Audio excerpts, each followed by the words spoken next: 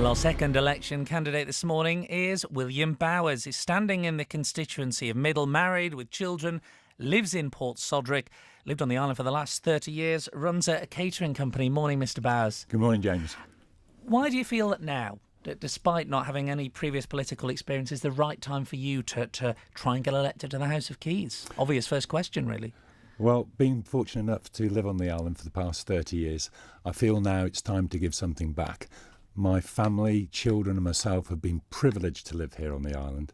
I feel very strongly about the island's future, and I feel there are a lot of things that we need to address to get the island back on track, and that's why I'm standing for Middle. You're another of the candidates who's spoken about the public sector pension shortfall. Mm-hmm. What do you make of the union head, Eric Holmes' assertion that candidates need to get their facts right about the issue and acknowledge government and the unions have actually agreed a long-term strategy about this? You're absolutely right. Before anybody can talk about pensions in details, they have to get the facts right. There are various degree in the pension fund. There are people on different levels, different contributions, early retirement age compared to other people in the fund. So it is a complex issue. I think the way forward is to look at new entrants into the pension scheme, and that's where we can address the problems more clearly. Government, like others, you talk of using your business skills. Government and the public sector, respectfully at times, is nothing like the world of business. So which skills specifically do you think you can transfer from one to the other? I think government needs to be better managed. It needs to be more clear in his objectives, and the communication from the top down to the civil servants and to the general public has to be far clearer. Well, when you say better managed, well, I think in any business, I mean, I think we're Isle of Man PLC. If you're running or managing a business, your responsibility is to shareholders or directors. If you're a member of the House of Keys, your responsibility is to the public, to the people of the Isle of Man. And I think we need to be, as I said before, more structured in our management. And when I mean management, I mean government.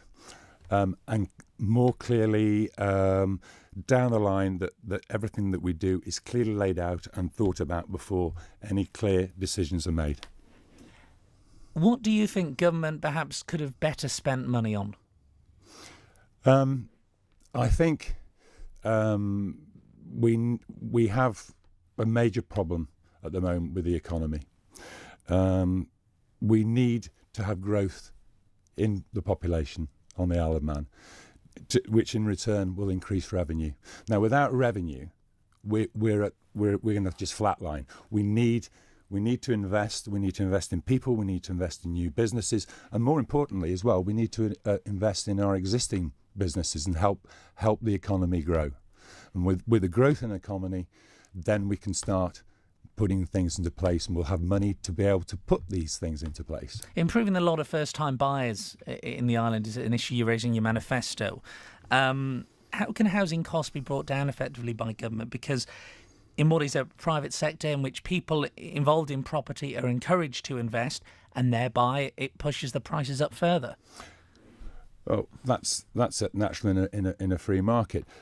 I think there are areas, and I'd like to go into further detail maybe in my longer interview, where first-time buyers can be helped more efficiently with an easier scheme that we can put into place to make young couples help them on the first step of the housing ladder.